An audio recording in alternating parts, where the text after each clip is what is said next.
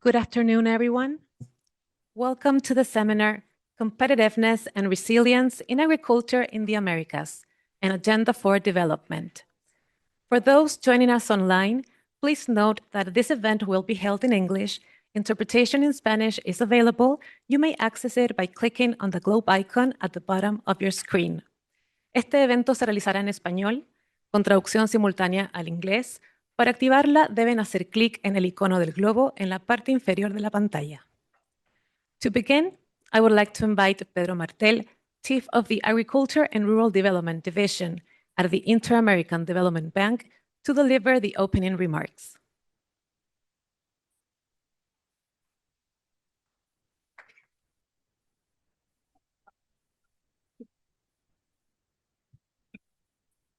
Okay, guys, so for those of you who are not here, I got those applause because I said aplausos. So thanks.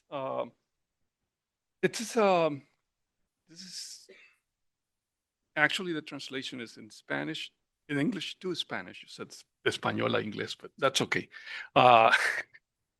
So thanks again for joining us to this session of the IDB series of Seeds for Food Security.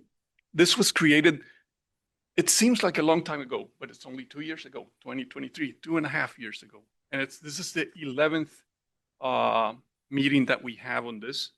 I was telling Mohammed that we had people from all over the world in the world of agriculture. So it's been a very entertaining and very informative and very knowledge sharing. Is it working? Oh, sorry. Knowledge sharing moment for us. So it's been very nice. So in order to contextualize this, I'll just do whatever we do normally in this event. We talk about what agriculture is and why it's important for the region, right? And most of us here in the room know why it is important. Latin American agriculture worldwide, the region leads the production of several commodities. I'm not going to list them, although we all like coffee and we all like bananas, right? But we're not going to list them. So we're leading not only in the production, but we're also the largest agri-food net exporter in the world. Net exporter, that's very important. And for the region itself, agriculture represents 24% of exports, of total exports for the region. So it's a very important sector, both in terms of production, in terms of exchange generation, not exchange rate, but currency generation, as well as in terms of employment. The numbers vary from country to country, of course. This good news about agriculture, however, it's not always very well expressed because there are other figures in the region that accompany what happens in the rural areas and in the agri-food sector. And particularly, what's very interesting is that according to FAO, our region, 28% of the population face moderate or severe food insecurity. That's actually a high number. It's not a small number. It's over a quarter of the population. And of that, 6% of the population are affected by undernourishment. It's large numbers for a region that is a powerhouse in agri-food production and exports. To understand what's happened in the sector in the last few years, we actually worked on a flagship study on agricultural productivity. Back in 2025, it was published, and it was shared with most of you here in the room. And we found that the region experienced remarkable growth. But in the last few 10 years, productivity slowed down significantly. And that actually is the challenge that the region is facing. So with that, what do we have to do? That's why we have Mohammed here, because he's going to tell us what we have to do in terms of reviving productivity, and growth of the agricultural sector. That's an area where we actually have to put a lot of emphasis on. Think about what are the challenges to increase productivity, to sustain agricultural production, and do it respecting our natural resources. That's why we have Mohamed again, director of IICA, expert in this area, and he's going to share with us his vision of the Latin American agriculture. So thanks again for coming, Mohamed.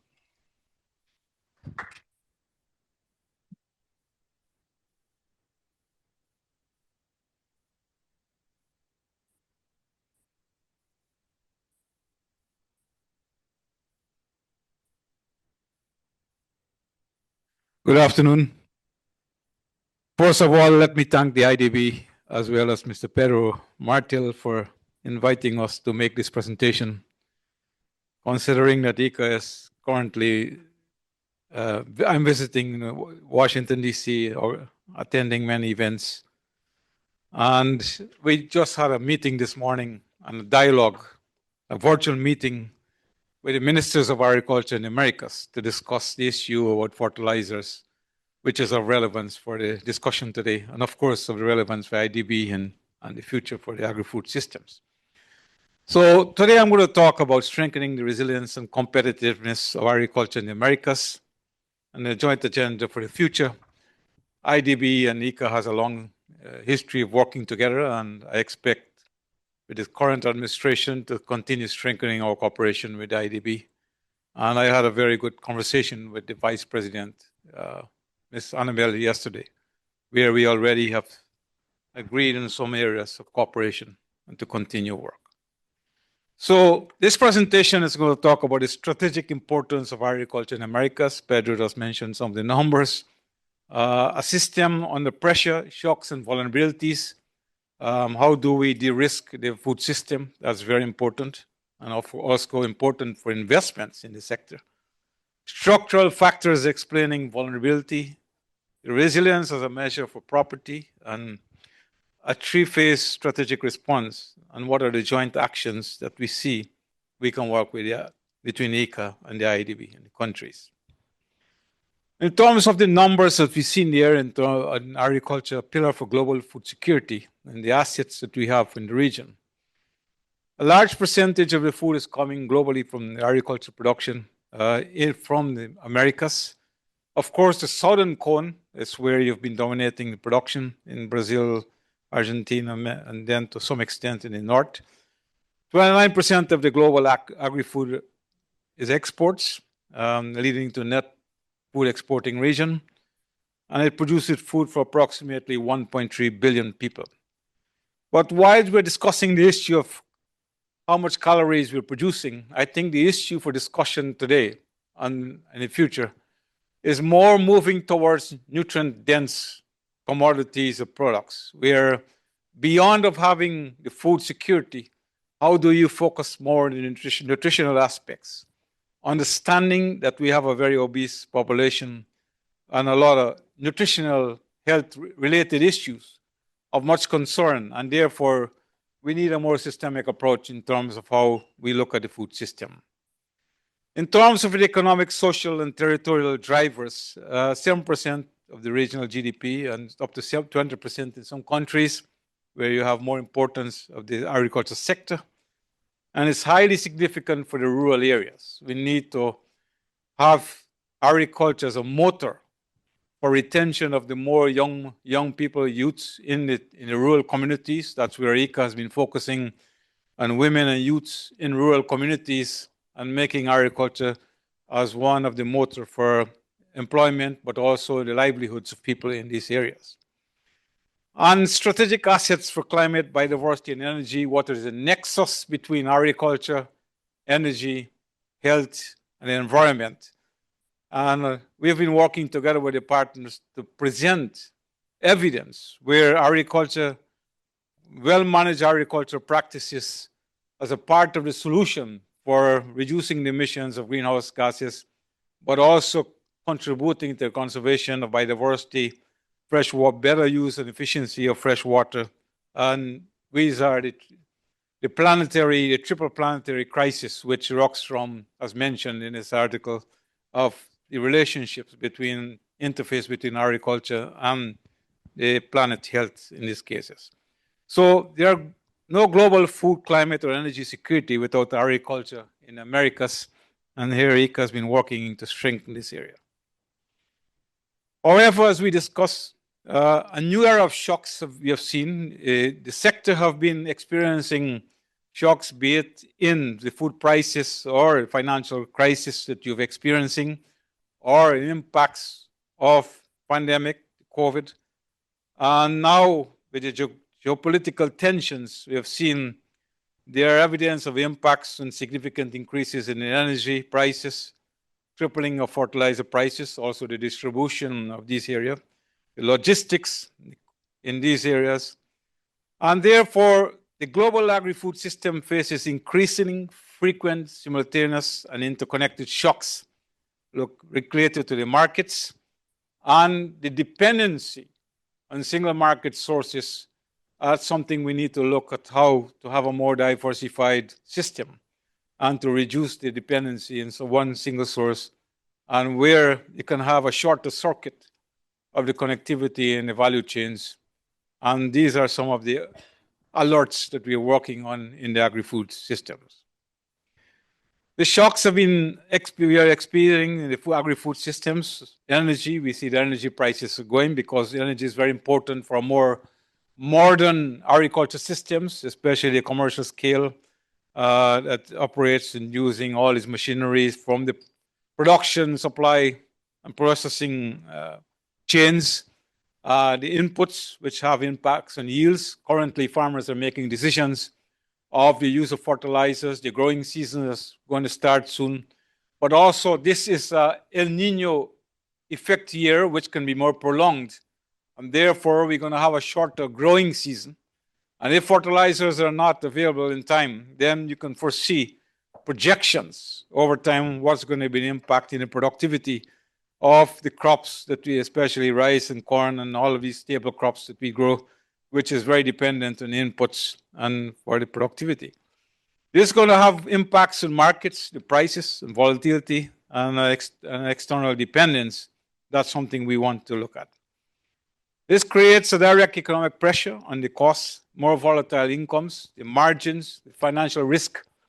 And this is not something we are seeing today. We have been looking at the curves over the last years where you see the trends within the gross margin of returns from the agriculture sector has been gradually shrinking because of increasing cost of production. And therefore, this will further put a pressure on the agri-food systems in terms of economics and the competitiveness that we work on.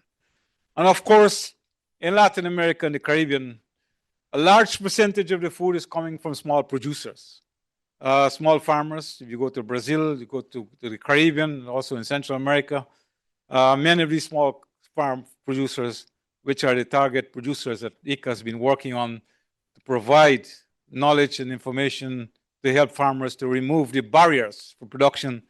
These are farmers that are going to be very vulnerable for these systems. The great exposure to in import-dependent countries, that's also we have seen where countries are making decisions. Technological gaps that amplify the inequalities, where we have knowledge gaps. And later on, I'm going to present some information on innovation and what are the technologies that we can use to advance and using more efficiencies in the production systems. And looking at the differences in the response capacity across regions, we know that many of the countries are more advanced in terms of the science, technology, and the institutional framework in terms of research centers and how research gets into feeding into information and new technologies and improvement and innovation, whereas some of the countries are lagging. And we need to look at ICA as an institution. How can we support the sharing of information, the horizontal transfer of knowledge between institutions and countries across the Americas? That's one of the objectives that we have as an institution. Pedro did mention the question about total productivity declining trends. We know that though in the region, we have seen increasing productivity in the last years in many of the countries.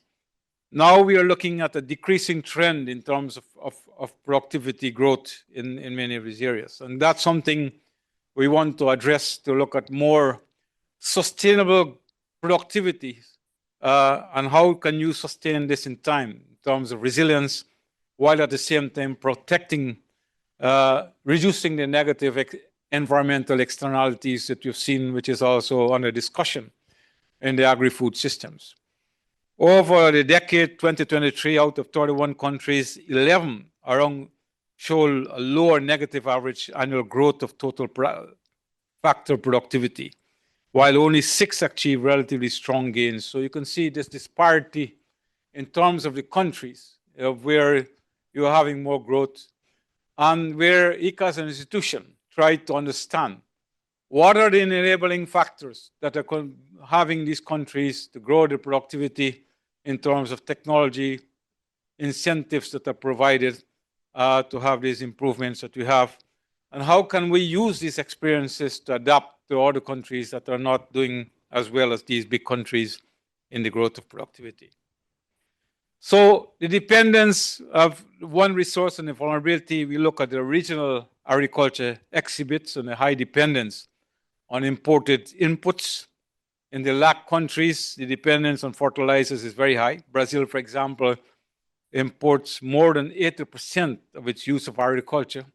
While I must say that on one hand, Embrapa as an institution has been working towards promoting more sustainable practices with soybean and promoting more nitrogen-fixing legume-based agricultural systems, which have been reducing the use of inputs. They still continue to be a large importer of fertilizers, and therefore that's a dependency has made it also vulnerable in terms of what is going to be the next production cycle.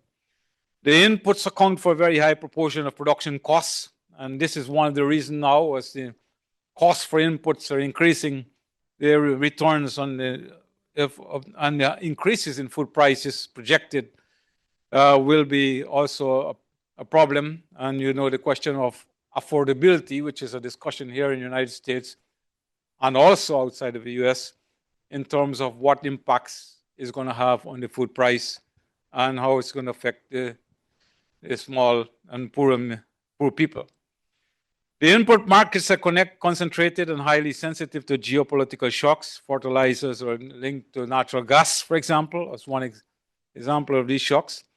But on top of that, you will recall that there are other shocks, the climate change shocks. So when you bundle all these environmental stress plus the economic stress factors that are coming in, then farmers, which are the center of our main objective for ICA, are facing all these problems, so that we need to provide them with solutions how to manage and reduce the risk of these external shocks that they are facing.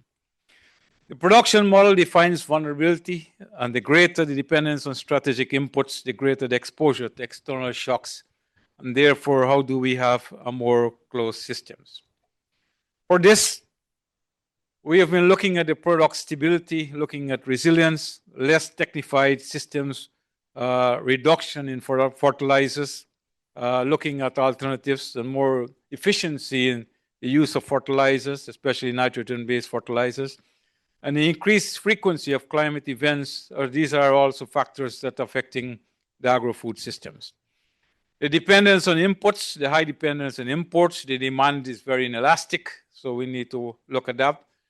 And one area that I've been working as a researcher is looking at diversification of the systems, having a more diversity, looking at agroecological approaches also of how do you have productivity, and also at the same time, a more diversified systems, reducing the use of inputs, looking at the risk factors related to more agroecological diversification of the agriculture systems, integrating more the different varieties of native and naturalized species with more improved in the landscape will give you more stability and productivity in the agri-food systems. The logistics and the supply chains, recent disruptions multiplied by transportation. These are some of the factors we need to look at. What are the cascading effects it's going to have on shortages and production and losses? And the systems with better infrastructure respond faster and to reduce losses. For example, food waste is also an issue that we need to address because we are on one hand, we are asking to increase productivity. On the other hand, food waste is about 30 to 40% in some of the countries. One of the issues we would like to look at the whole production and supply chain. What are the technological innovation we can use to reduce food waste, to look at better efficiencies along the production and consumption food chain that we work on.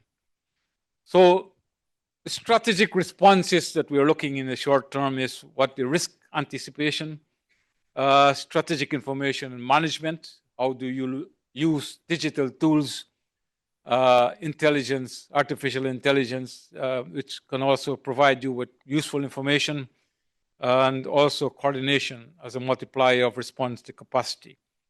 The key message here is the short term is better manage the impacts of the shocks and avoid responses in policies in terms of stockpiling in the case of fertilizer, for example, or looking at price gouging in some of the cases we have seen in many of the countries.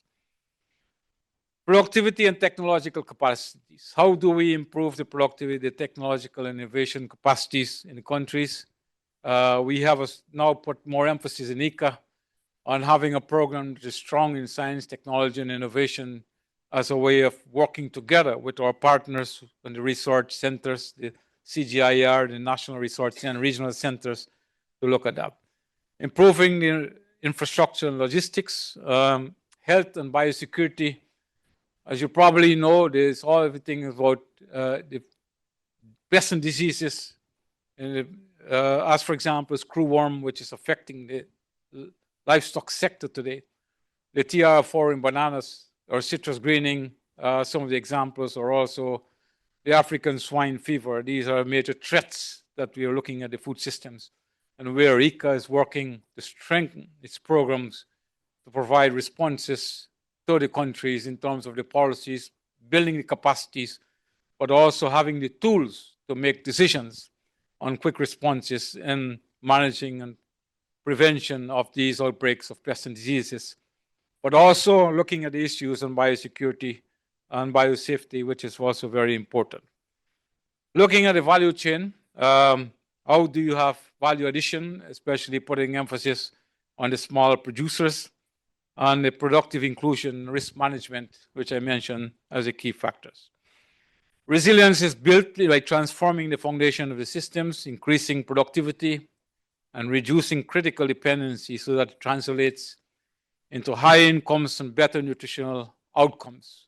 Those are the messages that we have to reduce the structural vulnerabilities in the system.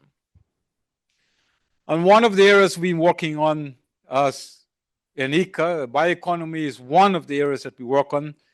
Biotechnology, using better tools, gene editing, gene mapping, one of the tools that we've seen as very powerful in terms of selecting new varieties of crops as well as animals which are more productive but having traits that are responding to multiple demands in terms of quality of products, or looking at resistance to pests or diseases, or more reduction of emissions in the case of the livestock sector, or even rice, with sustainable intensification of rice. So those are some of the areas we're looking for in terms of biotechnology applications in these areas. But also bioeconomy for the reduction of the external dependencies, the creation of new production opportunities, territorial development and economic diversification, sustainable transformation and systemic efficiency, and strategic repositioning of the region. We think that moving towards a more circular economy in which you use all the byproducts, like in the pineapple cultivation or bananas, where you transform that into more products that are reducing the exportation of nutrients from the system in the case of fertilizer, which is under discussion. that will move towards a more closed system and a more sustainable and resilient production in the systems we're working on.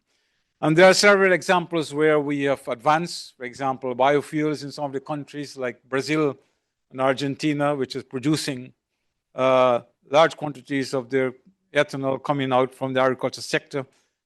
Some of the countries with more interest, but on a smaller scale, and a producer scale, how do you use the bio inputs for biofertilizers, for example, as a way of moving more towards a sustainable system? So the next slides I'm going to discuss where we see the joint ICA, IDB, and countries agenda and alliance to move from diagnosis to action. Addressing these challenges requires that ICA technical expertise from the regional coordination and field work, where we have presence in the region, but also offices working with our national partners. And the IDB playing an important role in financing instruments, scaling up in the countries, looking at the priorities, the policies, and implementation. And here we see the opportunity lies in turning this in convergence into concrete action at scale.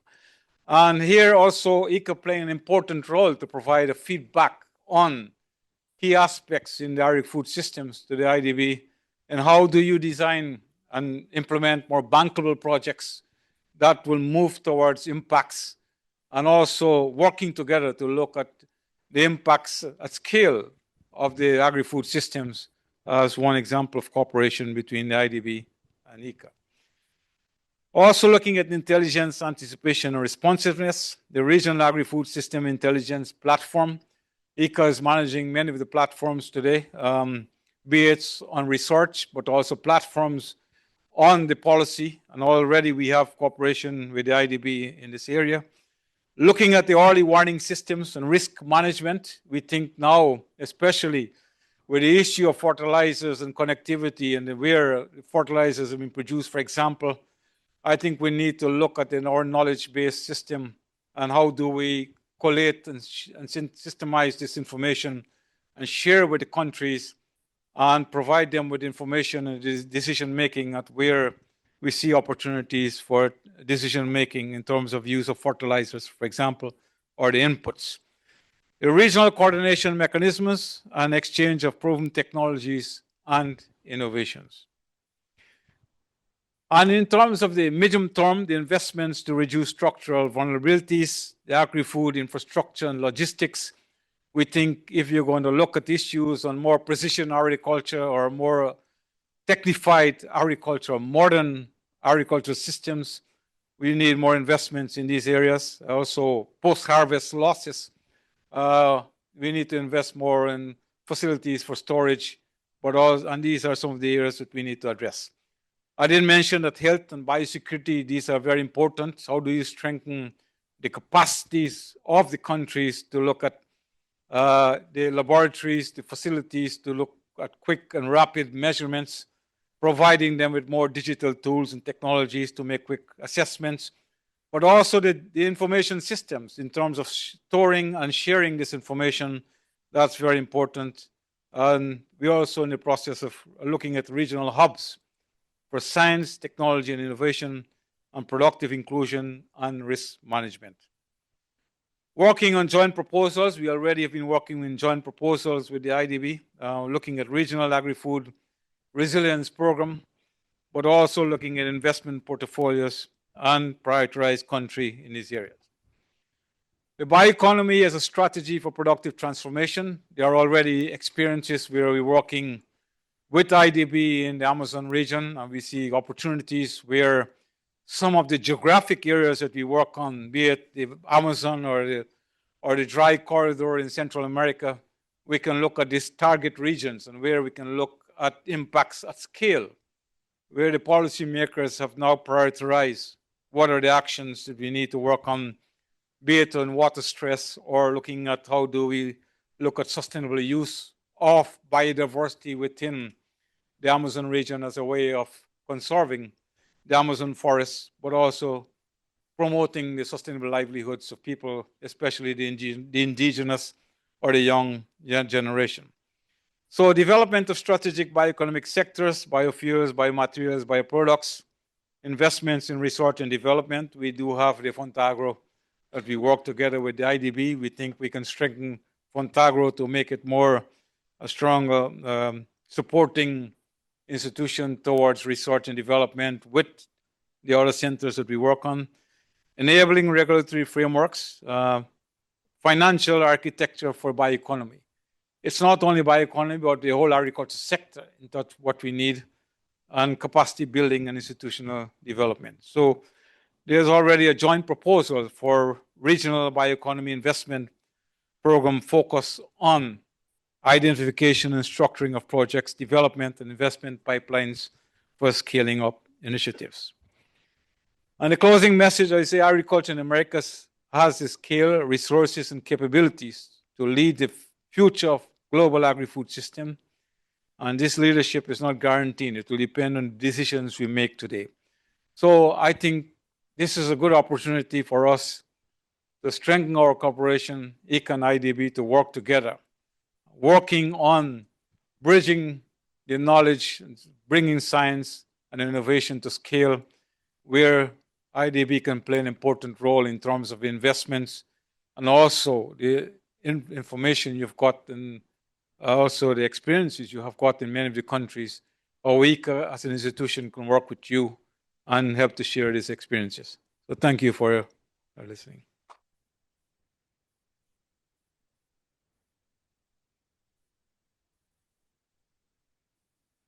Thank you very much, Director General Ibrahim, for your presentation. We will now move on to a conversation between Director General and Pedro Martel to further explore these topics. Pedro, the mic is yours. Again, thanks, Mohammed, for a great presentation. It's a lot of topics. It's a lot of challenges. Well, more than challenges, I think it's a lot of opportunities what you've actually put forth. And one of the things that I think we've talked about before, and we've talked bilaterally and with your team and with others, is this issue of, and I'm going to put it in sort of graphic way, have we reached the technological limit, or is there space yet for technological improvement? And why I say that is because in our flagship study on agricultural productivity, where we found, declining trends of productivity over the last decade, we also find that one of the things that's happening there is not about technology being available, but the efficiency in the use of the resources available to reach the capabilities of those technologies. So I wonder if it's a matter of technologies there not being used properly, or there's still space for new technologies to come through. And thinking of your background and your work in academics and that in the prior years to joining ICA, is there something out there that we are not seeing, or it's almost ready to be put forth in terms of technological change? And if so, what would be needed to make it more scalable? And well, very, very important and very interesting question. Let me begin to say that if you revise a recent publication looking at efficiency gaps in some of the sectors, actually, I work more in livestock. I can talk more about the livestock sector, but I can also mention about the coffee or cocoa, because recently, when I was the Director General of CATI, I had to work in all these commodities and products that we work on. 10% of the dairy farms are only at the optimum in terms of production, which means you have space for 90% of the farms to move on and fill these efficiency gaps. So your question, if there is space for improvement, yes, I will say there's space for improvement. Second, I would like to say, what is the baseline information are we starting on? We have more than 40% of our land degraded in the agricultural lands, some due to traditional practices over the past years, but more recently in terms of innovation in science and technology, you've seen with the good practices you can recover all these degraded lands and increase the productivity. So we can look at the sustainable intensification of these areas, increasing our productivity, while without expanding the production in towards these scarce forest areas in the Amazon region, for example, which has been under discussion, and protecting the forests. And that's some of the areas we have been working in terms of looking at the sustainable intensification of the agriculture systems to have a more sustained growth in terms of the yields over time. If I want to push you on this because it's a I get what you're saying, but is there if we were to think about the possibility of there being new technologies almost ready to be scaled up, are there new technologies out there in your experience? I mean, you don't have to. I don't know how you see it. What you just told us, which we agree on, is the efficiency of improving what you have and making it more efficient and reaching the potential of the technologies that are available. And great, I agree totally with you on the matter of the degradation of resources, and we have to look at that carefully and how we use technologies. But in addition to that, and if there's nothing in the shelf, that's okay too. I mean, I'm just pushing you on that because it's a technical conversation here.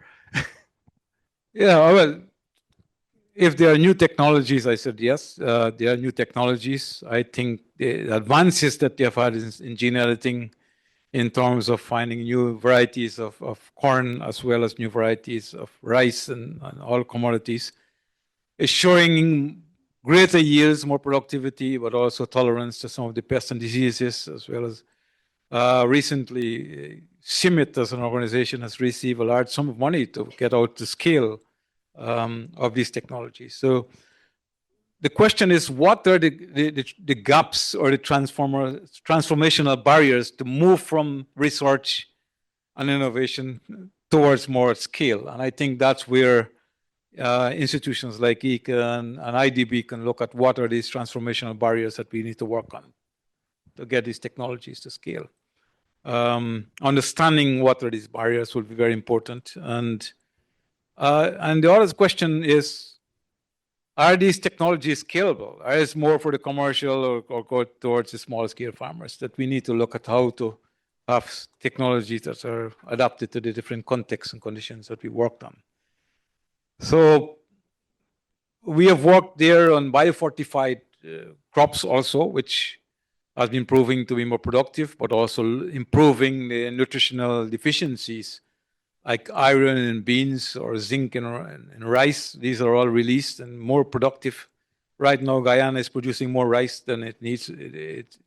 This has, the productivity has grown with biofortified commodities. So we are increasing productivity, but at the same time, the nutritional value of so many of these commodities. And they are now an interest of uptake. But still, I think that the financial gap for the agriculture sectors is very large, to my opinion. And we need to look at how to provide the incentives to farmers. The question is, are they having access to the seeds? Are they having access to technologies and innovations? That's something we need to analyze. Yeah, no, that's actually, we grapple with the same question, right? How do we break down the barriers of adoption of technologies? That's a question that's always been asked. You know, what's the puzzle of adoption, and what do we need to do to actually break down those barriers? Institutional, sometimes financial, sometimes, and sometimes it's just behavioral challenges that need to be introduced into the system to change people's willingness to adopt these new technologies. And in that respect, looking into what, you know, we know what the market can do, and the market does many things, and we see where the market is doing things in terms of improving the use of cutting-edge technologies. But then for those farmers, like you said, that maybe need a little bit more support to get the technologies to the smaller farmers, what are sort of the barriers that you see both in the public and private sector that need to be broken down in terms of how do we help this ecosystem of helping small farmers adopt new technologies. What are some of the things you are seeing or starting to see now in your new role as ICA Director General? Well, I think that some of the areas we see, well, ICA has been working closely with the private sector to understand. Private sector has a role, important role in terms of having technologies moving to scale. We have seen, of course, they are more interested in some of the commercial crops like pineapple, banana, and to some extent some other commodities. But they play an important role of getting out seeds to the farmers, providing technical assistance. And whereas some of the national organizations are working in research, the private sector also is doing research where we learn from them and have a learning experiences that they work on.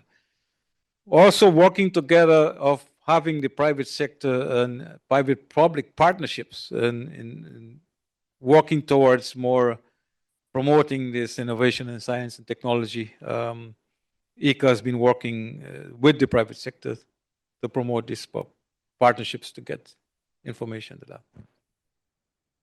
And on the side of our, somebody scored a goal now. So it's okay. We're just having fun here. So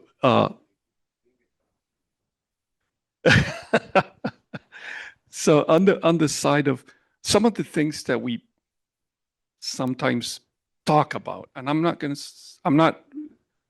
judgmental about what I'm going to say, but sometimes we talk about the ability of governments and ministries of agriculture implementing, cutting, the new generation of public policies or public goods in the agricultural sector.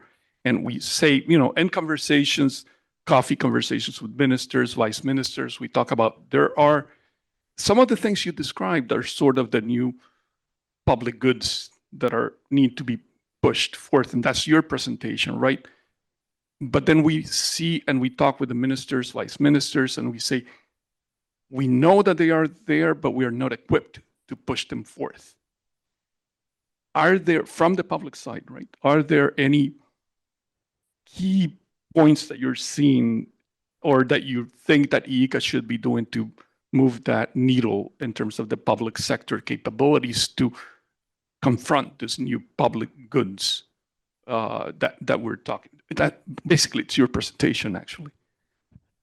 Well, ICA, the ministers of agriculture are the key governing bodies of ICA, and ICA has been in the forefront working with the Council of Ministers, but also with the ministers at a national scale in terms of developing the strategies for the agriculture sector in each of the countries. We have a plan that we work on providing technical support to the ministries as what the direction and what the investments should be made in terms of moving the agriculture sector on the plan that they have.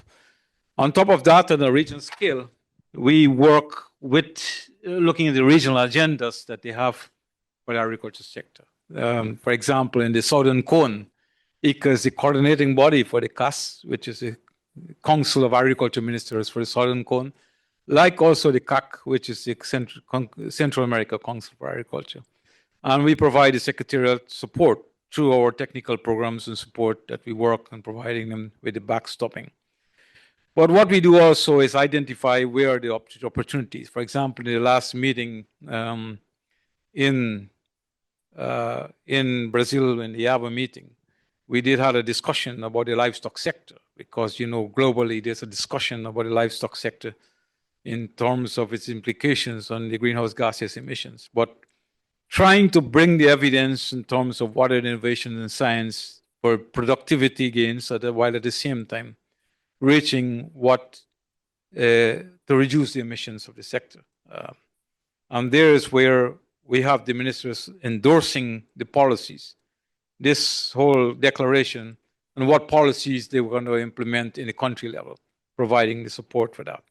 The question is, how do you move from these declarations into real action in the ground?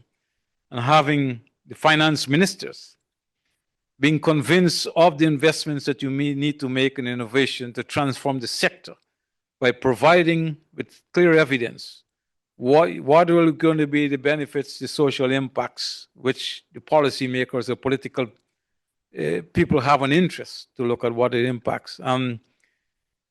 What are the avoided costs it's going to have, or what will happen if you don't invest in the sector? Those are some of the hypotheses we need to work on and do better, to my point of view, to build a more convincing case. In the past, we always thought that the agriculture ministers are the one who have to make decisions of the sector, which I agree, but in terms of the finances, really they don't have the control much on that. And so we want to strengthen the extension services, to strengthen the national resource centers, etc., and providing with the services and better seed multiplication and quality of seeds getting to the farmers and support. But we need to go beyond working with the agriculture ministers alone. I think you actually bring a very important point for our agenda at the multilateral banks, because that's actually the question we always ask, right? How relevant, or what's the evidence behind what we're trying to push forth in terms of investing in agriculture? And like you said, what we need to bring forth to the table and to the discussions with the ministries of finance and economy is how profitable the investments in agriculture are. But that can only be done, like you said, through rigorous data, science-based analysis. And that brings me to a question that we always, this is a question that we always ask again, but it's just an opportunity of having you here to talk about that. We know, those of us who are in agriculture for many years know that one of the best ways to invest in the sector is to invest in research and development. And we've done the numbers, we go up and down, very high rates of return. Some people adjust the analysis, they bring them down, but still are high returns. If there are such high returns on research and development, what's missing in the message to the ministries of finance in order to, bring more money into this field? We know that the region itself, on average, underinvested in research and development, at least from the public side. And that's so. Anything in that line of thought from your side? And I'm pushing you, and I take advantage of having you here, your experience of pushing you on these questions, because I know that you've thought about these questions. Well, I think that first, let me say that if you look at the cycle of a minister of agriculture in many of the countries, it's a very short-lived. In except for some countries where you find the ministers staying on for over the 4 or 5 year period of the cycle. The question is, maybe IDB and ICA and other organizations have the information. Has this information been shared? Has it been put in a simple format where these policymakers or decision makers do understand the information that we want to get out in terms of where they should be investing in the countries? And I think I will go beyond the ministers. Recently, as I learned more in this work, how do you have the people in the Congress who's making decisions and voting on the budgets and the finance, to have them being also advocating for the sector? In Costa Rica, I have had the opportunity to interact with many of the diputados or the Congress representatives on these issues, who have these commissions working on agriculture, environment, and all these sectors, and building convincing cases why they should put in and support any bill that comes in that is trying to transform the sector, investing more in research and technology and innovation. I think we need to do a more convincing case by also looking at the trade-offs. If you're not investing in the sector, what are the vulnerabilities you're going to have? And maybe that might be a selling point to get more resources into a direction. Well, that's actually that's one of the things that comes across very clearly in your presentation, the issues of shocks and how we incorporate them in the decision-making process and the analysis of what's affecting the sector itself. Let me, the shocks, for example, in terms of the COVID pandemic, I think was the main driver now that the CARICOM has decided that we'll go for the 25 by 30 initiative. Reduce the 25% importation bill and to invest more in the food sovereignty of the CARICOM region. And it will be further enhance what the Minister of Agriculture mentioned today of the need to continue investing in the sector because of the vulnerability. 2-3 years ago, it was COVID. Now it's the fertilizer problem they're having, energy costs, and why they're now calling for the CARICOM alignment to support this initiative, and they have all endorsed this initiative. So these drivers of change are very important to make, but you need to make the right steps. The question is, how competitive is the Caribbean region for food production? And if you reduce the 25 or 30%, I'm not an economist, but I can ask the minister, is it not better that you import food at a cheaper cost, and this cost saving you have, you invest in other sectors? Those are the questions I think the banks can also help to answer us. We all have to work together in those questions. And to me, you're bringing a very interesting point, because that's something that I myself am not very good at. Yeah. And that's communicating messages in a very simple way.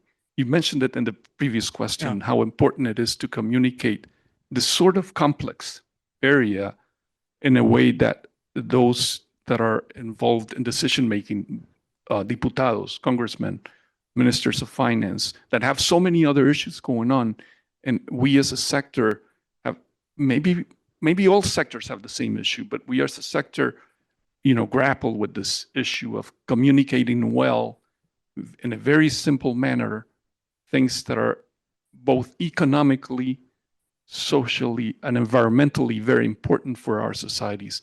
We seem to not be doing a great job. And I think that's a role where IICA, leading as a technical institution for the region, actually has a space for that.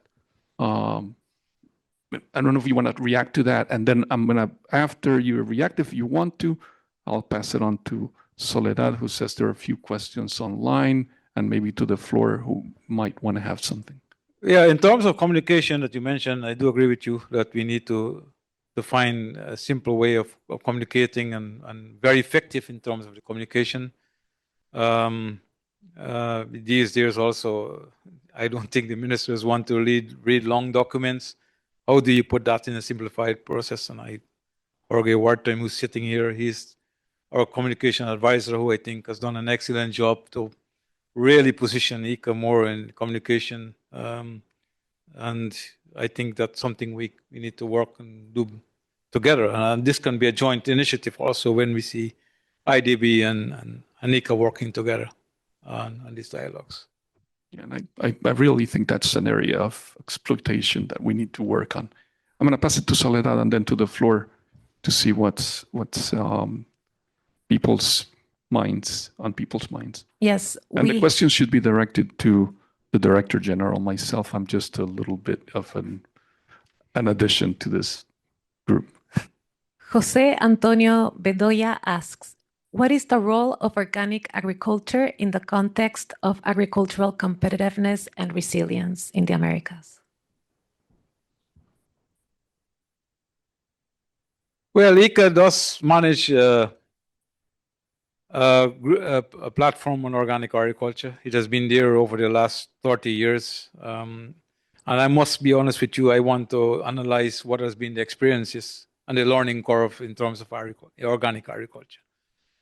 I know that consumers are demanding more responsibility in terms of production, be it more in food safety, but also now more responsibility of environmental responsibility or social responsibility, etc. So we need to have a production that is very sustainable, protecting the environment, especially as it relates to biopesticides, use of biopesticides to reduce these problems of health issues from pesticides, etc. So we continue to work in this direction, and I think there are niche markets for organic production. For example, Costa Rica has been a country where ICA's headquarters is based on advance in producing some of the organic products. But for small farmers, I still think the certification process is very expensive. We need to have more proxies in terms of how do you produce responsible, but without transferring heavy costs in terms of certification of the products that you have on. Rainforest Alliance has been doing some certification, but there are other different certification schemes that we've worked on. Let's see if there are questions from the room. Or else we continue with a question from the audience. How can countries in the region strike the right balance between ensuring environmental sustainability and increasing productivity?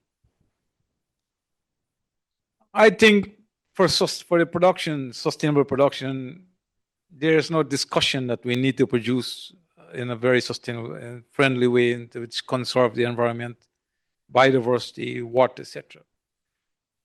The natural assets, not just related assets in agriculture, which is water, biodiversity, soil, these are the capital that sustain the yields and productivity. So if we degrade these assets, then you can't have a sustainable production.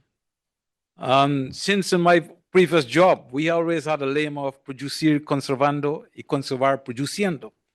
That's more than 40, 50 years ago where we had that vision. The first work I did on balanced nitrogen emission balances of greenhouse gases in the cattle systems were more than 25 to 30 years ago, published.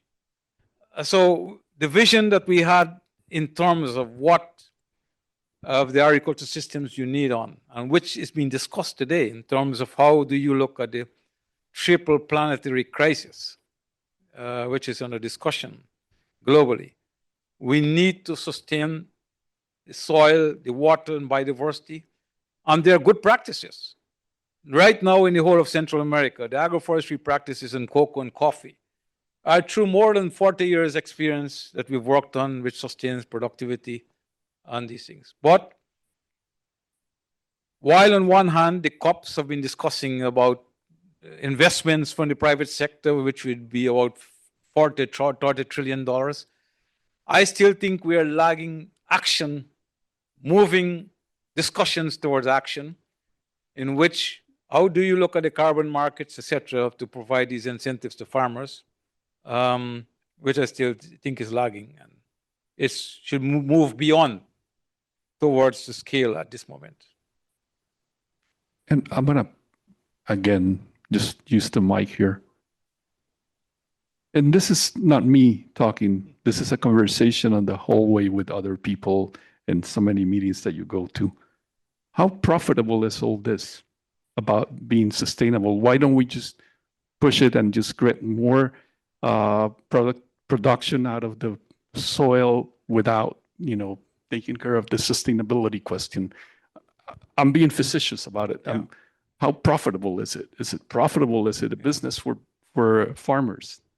Yes, To the be question is if you look at short-term gains versus long-term gains. The reason you have got a large percentage of degraded areas because the whole production model was based on looking at these short-term responses. And if you want to have more nature-positive solutions, then you need to move into more blended finance. And here where IDB can play an important role of how do you match what farmers' decision-making is on recovering the cost for investments, because nature-positive solutions take more than 2 or 3 years to recover the cost, whereas these other investments like genetic improvement, sowing better seeds, will give you production at a faster rate, but you don't have the whole system approach in terms of sustainability. That's an area now I have one of my ICA people working on, or the PhD thesis, Costa Rica is now moving on what they call a second generation of payment for ecosystem services, which for paying for results for ecosystem services. Because, Costa Rica has been the champion in terms of payment for ecosystem services in the forests, and now it's moving towards the agriculture sector. But I still think we don't have the tools. We need to understand better the dynamics and equilibrium of the cash flows and profit margins, how farmers are operating, and how farmers are making decisions. Are they going to degrade and then come back again and these cyclic curves? Whereas if you want ecosystem services, which should be a stable stock of carbon or water biodiversity, that's a long term. And then you need to look at how do you match these balances that you have. You actually just outlined a very interesting line of work here that we can actually work on for the long term. Anybody else? Paolo Giordano, and I think Jorge also wanted to say something. Director General, thank you very much for a very compelling presentation. What I found very interesting in your presentation is that you talk about agri-food systems being open. And that's kind of a very new way of presenting this. We're used to think about complex system. Now you're putting the focus on the openness. And that's where my question comes about. One simple way to put this is to look at productivity, internal productivity, and external competitiveness as two sides of the same coin. Yeah. You cannot think about one without the other. And why? Simply because, and this is what you were talking about, is because the external market not only gives you the quality benchmark, but it also gives you the scale for the profitability of investment. So how do you think in operational terms, how should we think about bringing these two dimensions together in our operations? Well, I think that, if you look at, ICA has been working in 34 countries where, like the southern corn I mentioned to you is more at a commercial scale, like the large crops that they produce on soybean and corn and so on, and some of the other commodities, which it's more at a larger scale, it's more. But if you go to the small scale farming, that's where we have a concentration of number of small farmers. There's always a challenge, how do you have these systems at a scale? And clustering, producing more, to have volume, and sharing of inputs, purchasing and reducing the costs for inputs. Productivity is one, but not necessarily we're going to be competitiveness if you look at the cost of production. So we need to understand the economics of it also. And I think we need to understand the dynamics of the different scale of production producers that ICA operates with, and how do we have a differentiated strategy and policies for each of these work on. Brazil, for example, I think has done a good job in terms of how they linked their family agriculture systems in towards more a short circuit value chain where the government is intimidating in terms of purchasing from the small farmers or the family farmers into the school or social programs that they have, and which you have a policy of close to 40% of that being purchased. And I think that many countries can learn of these policies and how it will impact promoting these small-scale producers, which I still think continues to be a challenge in many of the areas. If you look at the competitiveness, and also what are the risks and factors and uncertainty that they work on.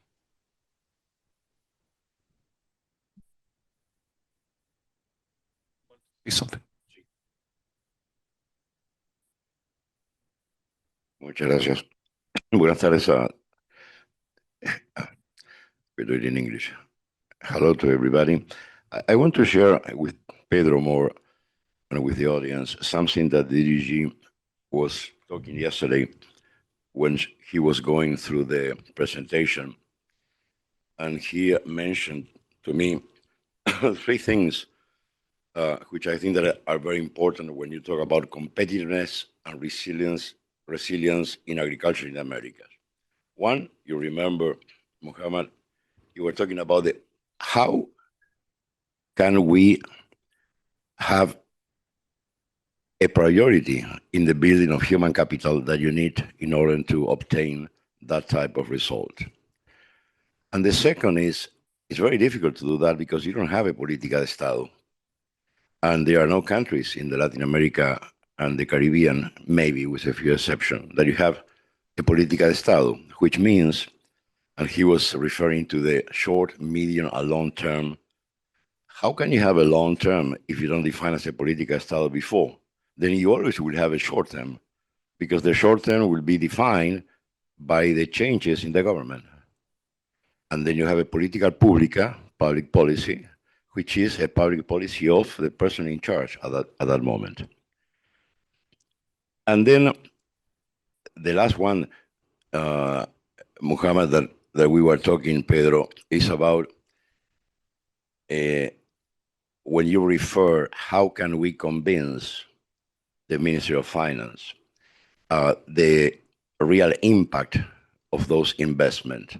And I think that we should include always, and this is what we were discussing yesterday, an impact evaluation, because that impact evaluation is going to help us to show what you were saying about that phase of agriculture which is hiding. And finally, I think that the news about agriculture are hidden in the media, and they are hidden in the social media. Then you don't have, the urban people doesn't have access to that type of information. They don't know it. And you did, IDB, 40 years ago, something which has been very important, and you should do it in agricultural too. You were showing everybody the impact on the investment in education. And it's a famous sentence created from IDB that was, if you invest $1, the return of that $1 when you invest in education was 7 or 10. Please do the same in agriculture, and we will accompany you too. It's important for the people to know that this is not an expenditure, it is an investment. We're all convinced of that. It's actually an investment. So final closing words before I just say something for mechanics. Well, the questions you raise are very good questions, and I think internally in ICA we can reflect on those also and try to see what we can do better and address. But I'm convinced that having a strong alliance with IDB and building on the good relationships we have had with you, Pedro, and the rest of IDB team, and what we discussed yesterday with the Vice President, Ms. Annabelle, of how can we strengthen our cooperation at a country level where we have offices, IDB and as well as ICA, to work at a strategy on each of the countries and also set some metrics of how we're going to measure our cooperation will be very important. But I'm convinced that, and I really appreciate the time provided to us to come to this meeting and make this presentation. And look forward to continue building a stronger relationship with the IDB. Thank you. Thank you. Thank you, Mohammed. And it's been great having this interaction here. And the presentation itself, I hope you can share it with us. It's very, very insightful. It's got very good key messages. I was trying to keep up with the key messages, but it's so many of them.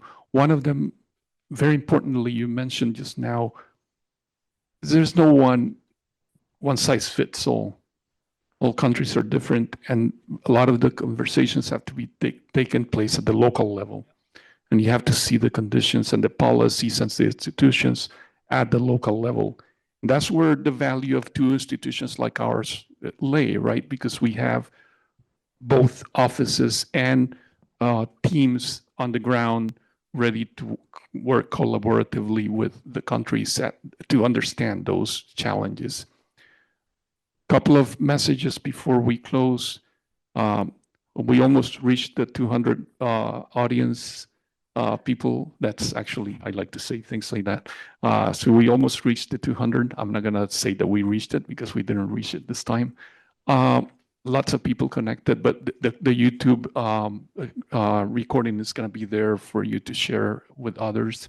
And then I think in the conversation, we're gonna provide the link to the flagship study on agriculture productivity, which was shared with ICA and HIA last year, And graciously, with the cooperation of IICA, we were able to provide that knowledge to all of the ministers of agriculture back in Brazil. And we were hoping to have a similar dynamics for the next regional policy dialogue, which we're thinking about something around the technology framework.